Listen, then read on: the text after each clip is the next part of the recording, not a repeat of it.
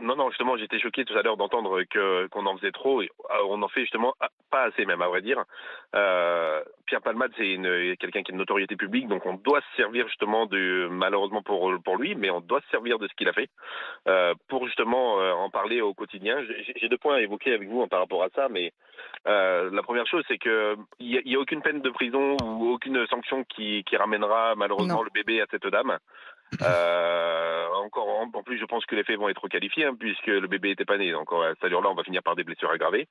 Ouais. Donc du coup, sa maison qu'il a mis en vente, là, sa petite ferme à 1,36 million, 300 000 euros, et ben il faut qu'elle soit saisie et servir à indemniser les victimes. Ce monsieur, s'il se retrouve sans rien demain, ça m'est égal, puisque il va certainement pas faire de peine derrière. Donc au moins qu'on lui prenne déjà tout ce qu'il a financièrement pour indemniser les victimes, même si ça ramènera pas la vie. Voilà, ça c'est déjà un premier point, quoi.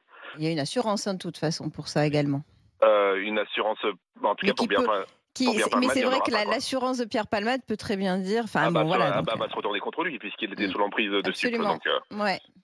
Donc ça, c'était le premier point. Et le deuxième, c'est que je suis choqué en fait aujourd'hui qu'en 2023, en fait, j'espère que ça va servir à pouvoir remettre le débat sur la table.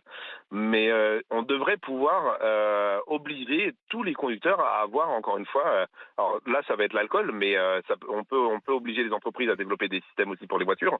L'éthylotest, Ouais. l'antidémarrage sur les voitures. Je comprends pas qu'en 2023, ça soit toujours pas obligatoire dans aucune voiture. On arrive à rendre des choses obligatoires même dans les véhicules d'occasion, donc on pourrait le faire aussi.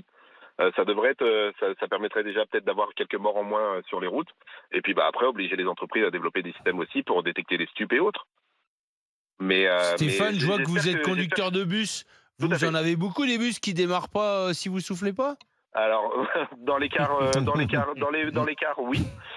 Dans les bus urbains, malheureusement, il n'y a pas de. D'accord, Enfin, on il y est a pas d'accord, de. Stéphane. On est d'accord. Avant de mettre toutes les voitures, ça serait Ouais. bien que ceux qui transportent nos enfants à l'école, déjà, ils passent par cette case-là, Mais quoi. vous prêchez un convaincu. Ouais, non, mais je sais. Enfin, j'ai compris, mais je trouve que c'est d'abord un sujet Non. de société, quoi. Enfin, C'est pour ça que Stéphane, merci. là, le Ouais. sujet de Pierre Palmade devrait permettre justement de rebalancer ça. Et on doit continuer de se servir de sa notoriété pour en parler aujourd'hui pour les victimes dont on n'entend pas parler tous les jours. Ce sera notre GG7 et match d'ailleurs tout à l'heure à 11h20 justement à propos de la drogue. Est-ce qu'on est trop complaisant avec les drogues et on a minimisé leurs dangers notamment lorsqu'on prend le volant? Ce sera notre GG7 et match tout à l'heure à 11h20. Merci Stéphane d'avoir été avec nous. Merci à vous.